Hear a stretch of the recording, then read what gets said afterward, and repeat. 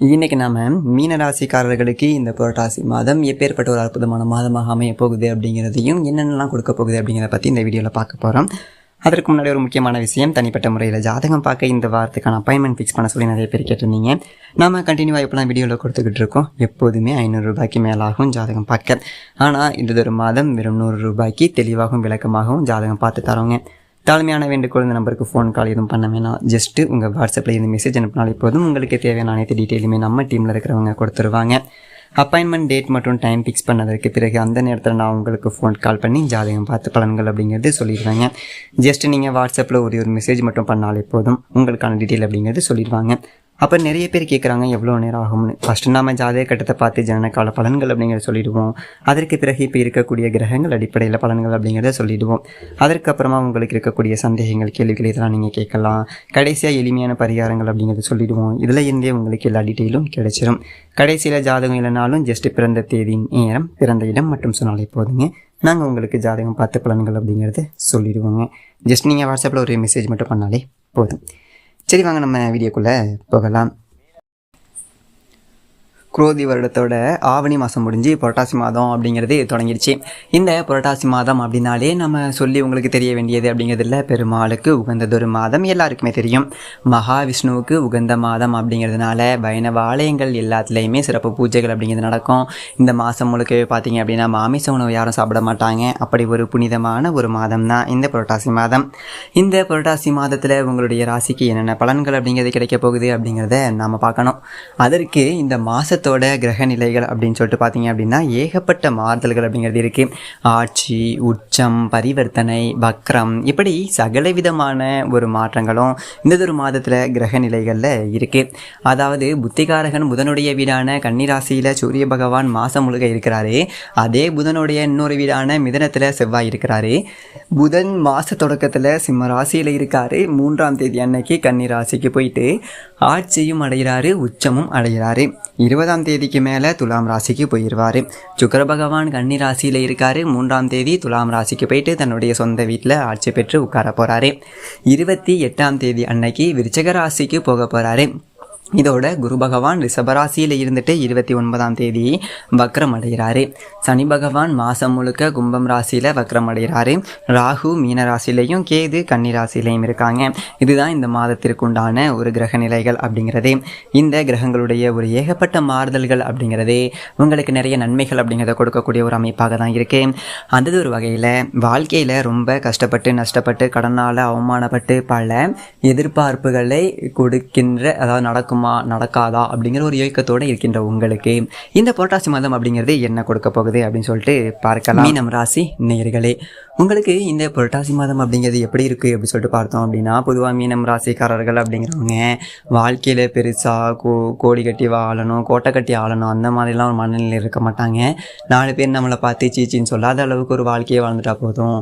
நம்ம பெருசாக ஒன்று கோடீஸ்வரனாக வாழாட்டியும் ஒரு 10 ரூபா கடன் கண்ணி இல்லாமல் நிம்மதியாக நோய் நொடி இல்லாமல் வாழ்ந்தால் போதும் அப்படின்னு சொல்லிட்டு நினைக்கக்கூடிய ஒரு ஆளுங்க. போதும் அப்படிங்கிற ஒரு மனசுக்கு சொந்தக்காரவங்க. அதே மாதிரி மற்றவங்க நல்லா இருந்தனா கூட அதை பார்த்து சந்தோஷப்படக்கூடிய ஒரு ஆளுங்க. மனசில் வஞ்சனை எதுவுமே இருக்காது. ஆனால் இந்த சமீப காலமாக பார்த்தீங்க அப்படின்னா நமக்கு லேசாக கொஞ்சம் பொறாமை வரும். எல்லாருமே நல்லா இருக்காங்க, நமக்கு மட்டும் ஏன்டா இப்போலாம் நடக்குது அப்படிங்கிற மாதிரி இருக்கும். என்ன காரணம்னு கேட்டிங்க அப்படின்னா 7.5 சனி தான், வேறு ஒன்றுமே கிடையாதுங்க. ராசிக்குள்ளே ராகு இருக்காது போதாத கட்டத்துக்கு. இது கலத்தரத்தில் கேது இருக்குது. வருட கிரகங்கள் எதுவுமே சரியில்லை. இதே நேரத்தில் பார்த்தீங்க அப்படின்னா ராசி அதிபதி குரு சகாயஸ்தானத்தில் இருந்தாலும் பெருசாக அவரால் நல்லது அப்படிங்கிறது செய்ய முடியலை. அப்படிப்பட்ட ஒரு சூழலில் தான் இந்த புரட்டாசி மாதம் அப்படிங்கிறது தொடங்குது. அதே மாதிரி பார்த்தீங்க அப்படின்னா ஒரு நிலையான தொழில் அப்படிங்கிறது இல்லையே. நமக்கு ஒரு வேலை செஞ்சுக்கிட்டே இருக்கமே, ஒரு மீன் வந்துட்டு ஆயுசுக்கும் நீச்சல் அடிச்சுக்கிட்டே தான் இருக்கும் அப்படிங்கிற மாதிரி ஆயுசுக்கும் உழைச்சிக்கிட்டு தான் இருக்கணும். ஒரு 10 நாள் நிம்மதியாக ரெஸ்ட் எடுத்து எங்கேயாவது போயிட்டு ஒரு நிம்மதியாக தங்க முடியலை, போக முடியலை, குடும்பம் புள்ள குட்டிகளோட ஒரு வெளியிடத்துக்கு போக முடியலையே அப்படிங்கிற ஒரு எண்ணம் இருந்தது இல்லைங்களா. அது எல்லாமே இந்த மாதத்தில் மாதிரி நிறைய நன்மைகள் அப்படிங்கிறது நடக்கும். என்ன காரணம் அப்படின்னு சொல்லிட்டு கேட்டிங்க அப்படின்னா, இதனாதிபதி செவ்வாய் பகவான் சுகஸ்தானத்தில் அமர்ந்தபடி தொழில் ஸ்தானத்தை பார்க்குறாரு. அப்போது தொழில் வளர்ச்சி அப்படிங்கிறது கொஞ்சம் நன்றாக இருக்கும். இப்போ எதிராளிகள் இருப்பாங்க, தொழில் போட்டியாளர்கள் அப்படிங்கிறது. இப்போது நம்ம ஒரு கடை வாடகைக்கு விட்டுட்டு அட்வான்ஸ் கொடுத்து கரண்ட் பில்லு கட்டி வேலைக்கு ஆட்கள் வச்சு ஒரு கடையை போட்டிருக்கோம். பக்கத்துலேயே ஒருத்தவங்க கொண்டாந்துட்டு பிளாட்பாரத்தில் கடையை போடுவான். அவனுக்கு கொடுக்குற வேலைக்கு நம்ம வேலை வைக்க முடியாது. இந்த மாதிரி தேவையில்லாத போட்டிகள், அதாவது ஒரு நியாயமற்ற ஒரு போட்டிகள் அப்படிங்கிறது எல்லாமே தொழிலில் நிலவும். சில பேருக்கு பார்த்தீங்க அப்படின்னா இருக்கிற வேலையை விட்டுட்டு நிரந்தரமாக ஒரு தொழில் தெரியணும், தன்னாலேன்னா அடுத்தவங்களுக்கு எத்தனை நாளைக்கு தான் நம்மளும் அடுத்தவங்களுக்கு உழைச்சி கொட்டுற அந்த மாதிரி மனநிலையில் இருப்போம். இந்த மாதிரியான நபர்களுக்கு எல்லாமே தொழில் நிரந்தரம் அப்படிங்கிறது உருவாகும். அதே மாதிரி ஒரு தற்காலிக பணிகள் அப்படிங்கிறது ரொம்ப நாளமாக இருக்கேன் அப்படின்னு சொல்லிட்டு சொல்கிறவங்களுக்கு ஒரு பணி நிரந்தரம் கிடைக்கக்கூடிய ஒரு வாய்ப்பும் இந்த ஒரு காலகட்டத்தில் இருக்கும். சில பேருக்கு புனித பயணங்கள் அப்படிங்கிறது இந்த ஒரு காலகட்டத்தில் கிடைக்கும். அதே மாதிரி கும்பம் ராசியில் சனி பகவான் இப்போ இருக்கார். அவர் வக்ரகதியாக இருக்கார். லாபஸ்தானத்துக்கும் அதிபதி, விரயஸ்தானத்துக்கும் அவருடைய அதிபதி அவர் தான். லாபாதிபதி சனி பகவான் வக்ரம் அப்படிங்கிறது நமக்கு காசு பணம் வரதில் தடை. விரையாதிபதி சனி வக்ரம் அப்படிங்கிறது பரவாயில்ல, இப்போது ஏதோ வந்த காசை வச்சு ஓட்டிகிட்டு இருக்கோம், புரட்டிக்கிட்டு இருக்கேன் அப்படிங்கிற மாதிரி ஓடிடும். அப்போது சனியால் நன்மை தீமை அப்படிங்கிறது ஏதாவது இருக்கா அப்படின்னு கேட்டிங்க அப்படின்னா உண்மை இல்லை அப்படின்னு சொல்லிட்டு போக வேண்டியதான். சனி நமக்கு கொடுக்கவும் மாட்டார், கெடுக்கவும் மாட்டார் இந்த ஒரு காலகட்டத்தில். அதே மாதிரி புரட்டாசி 3ஆம் தேதி கன்னி ராசியில் புதன் பகவான் உச்சம் அடைகிறாரு. ராசிக்கு 4க்கும் 7க்கும் அதிபதியான புதன் களத்திர ஸ்தானத்திலேயே உச்சம் அடைகிறாரு அப்படிங்கிறது ஒரு யோகம்தான். அதுவும் திருமணம் அப்படிங்கிறது நடைபெறாத மீனம் ராசிக்காரர்களுக்கு எல்லாமே திருமணம்ங்கிறது நடக்கும்.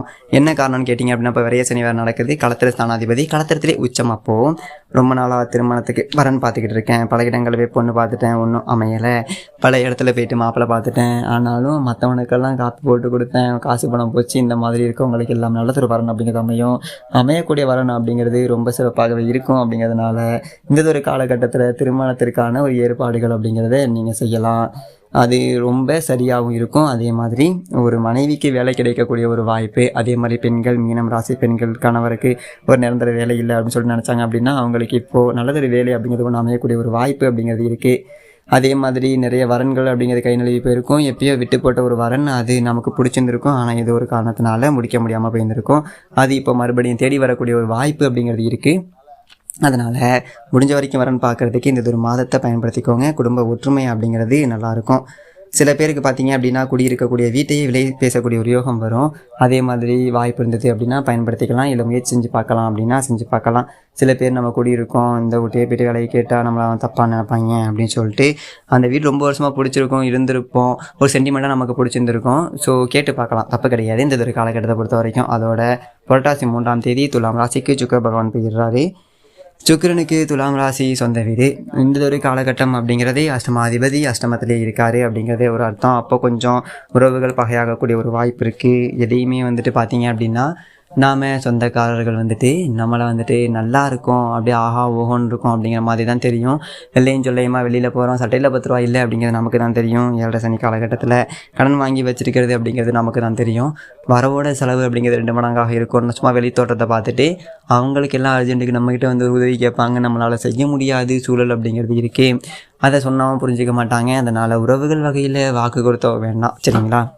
செய்கிறேன் அப்படின்னு சொல்லிட்டு செய்யாமல் இருக்கிறத விட முடியாது அப்படிங்கிறது முன்னாடியே முடியாதுங்க அப்படின்னு சொல்லிட்டு கலந்துக்கிறது அப்படிங்கிறது நமக்கு நல்லது. அதே மாதிரி உயர் அதிகாரிகள் அப்படிங்கிறவங்க கொஞ்சம் ஒத்துழைக்க மாட்டாங்க. நம்மளை ஒரு இடத்துல ஒரு வேலை செய்கிறோம் போகிறோம் வரோம் அப்படின்னாக்க மேல் மட்டத்தில் உள்ள அதிகாரிங்க நம்மளை ஏதோ ஒரு சும்மா ஊப்பி அடிக்கிறேன் அப்படின்னு சொல்லி நினச்சிப்பானுங்க. நம்ம படுற படம் நமக்கு தானே தெரியும். காக்கா பிடிச்சி ஒரு வேலையும் செய்யாது, நல்லது ஒரு பேரை வாங்கிட்டு போயிடுவாங்க. நான் எல்லா வேலையும் செஞ்சு விட்டு கெட்ட பேர் தான் வாங்குகிறேன் ஜோசியரே அப்படிங்கிற மாதிரி தான் சூழ்நிலை அப்படிங்கிறது இருக்கும். அதனால் கொஞ்சம் வேலை செய்யக்கூடிய இடத்துல கொஞ்சம் கவனமாக இருக்கணும். ஒரு தேவையற்ற விடுமுறைகள் அப்படிங்கிறது எடுக்க வேண்டாம். அதே மாதிரி ஒரு ஆலோசனை கூட்டம் ஒரு அலுவலக ரீதியாக நடக்குது அப்படின்னாக்க நம்ம நல்லது சொல்கிறோம் அப்படின்னு சொல்லிட்டு முந்திரி கொட்ட மாதிரி சொல்லிகிட்டு இருக்க வேண்டியதில்லை. எதாக இருந்தாலும் நம்மளை கேட்டால் ஆமாங்க இது இப்படிங்க அப்படி சொல்லிட்டு விளைவிக்கணும். நம்ம வேலையோடு நம்ம உண்டு நம்ம அப்படின்னு சொல்லிட்டு முடிச்சுக்கணும். அடுத்தவங்க வேலையில் தடையிடக்கூடாது. அதே மாதிரி நம்ம வேலையை யாருக்கிட்டையும் ஒப்படைக்கக்கூடாது. ஒரு வேலை நிறையா இருக்குது, இதை கொஞ்சம் முடிச்சு கொடுக்குப்பா அப்படின்னு சொல்லிட்டு சக ஊழியர்கள்கிட்ட வேலையை கொடுத்தீங்க அப்படின்னா அவங்க ஏதாவது தப்பு பண்ணால் கூட அதுக்கு நாம் கை கட்டி பதில் சொல்கிற மாதிரி ஆகிடும். அதனால் கவனமாக இருந்துக்கணும். அதே மாதிரி படிக்கிற பிள்ளைங்க வீட்டு பாட போக்குவரத்து எல்லாமே அன்னன்னைய பாடத்தை அன்னன்னைக்கே படித்து முடிச்சிடுறது அப்படிங்கிறது நல்லது. லேசாக படிப்பு கொஞ்சம் மந்தமாக தான் இருக்கும், இருந்தாலும் அது ஒரு பெரிய அளவில் பாதிப்பு அப்படிங்கிறது ஒன்றும் கொடுக்காது. அதே மாதிரி புரட்டாசி 20ஆம் தேதி துலாம் ராசிக்கு புதனும் வராரு. புத சுக்கிர யோகம் அப்படிங்கிறத உருவாக்குறாரு. ஒரு பொருள் வரத்து அப்படிங்கிறது இந்த ஒரு காலகட்டத்தில் கொஞ்சம் நல்லாயிருக்கும் 20 தேதிக்கு மேலே. அதே மாதிரி பொது வாழ்க்கையில் இருக்கிறவங்களுக்கு பொறுப்புகள் வரும். புதன் போயிட்டு 8ல் மறைகிறாரு. அப்படிங்கும்போது இந்த மறைந்த புதன் கொஞ்சம் நிறைந்த தன லாபம் அப்படிங்கிறத கொடுப்பாரு. நம்ம உழைக்காமல் சில விஷயங்கள் அப்படிங்கிறது நமக்கு பணம் வரும். அது சொன்னால் நம்ப முடியாது. யாரோட உழைப்பு மூலமாகவும் நமக்கு ஒரு 10 ரூபா கிடைக்கும். அது பரவாயில்ல, இப்போ நியாயமாக தானே எடுத்துக்கிறோம் அப்படின்னு சொல்லிட்டு தெரிஞ்சு தானே கொடுக்குறாங்க அப்படிங்கிற மாதிரி வாங்கிக்கலாம், தப்பு கிடையாது. மற்ற மாதத்தை பார்த்தீங்க அப்படின்னா விரைய செலவுகள் அப்படிங்கிறது கண்ணை மூடிட்டு இருக்கும். கடன் வாங்கி செலவு பண்ணுற ஒரு சூழல் இருந்திருக்கும். இந்த ஒரு மாதத்தை பொறுத்த வரைக்கும் கடன் வாங்க வேண்டிய ஒரு விஷயம் அப்படிங்கிறது இல்லை. ஏதோ இருக்கிறத வச்சு கொஞ்சம் ஒட்டி போடலாம். உடல் ஆரோக்கியத்தில் கொஞ்சம் சின்ன சின்ன பாதிப்புகள் அப்படிங்கிறது வரும். அது அப்பப்போ மருத்துவமனைக்கு போய்ட்டு உரிய சிகிச்சை அப்படிங்கிறது எடுத்துக்கிறது ரொம்ப ரொம்ப நல்லது. தினமும் குளிச்சுட்டு விநாயகர் வழிபாடு அப்படிங்கிறது செய்யணும். சனிக்கிழமைகளில் சனி பகவானுக்கு எல் தீபம் அப்படிங்கிறதும், செவ்வாய்க்கிழமை ராகு கால நேரத்தில் துர்கை அம்மனுக்கு நெய் தீபம். மாதம் முழுக்க மாமிச உணவுகளை தவிர்த்துடணும். அதே மாதிரி சனிக்கிழமைகளில் ஒரு 9 ஏழைகளுக்கு அன்னதானம் அப்படிங்கிறது செய்யலாம். இதை செஞ்சிட்டிங்க அப்படின்னாலே இந்த ஒரு மாதம் அப்படிங்கிறது ரொம்ப நல்லாயிருக்கும். மீனம் ராசிக்காரர்களுக்கு எல்லாமே நல்லதாகவே அமையும். நன்றி.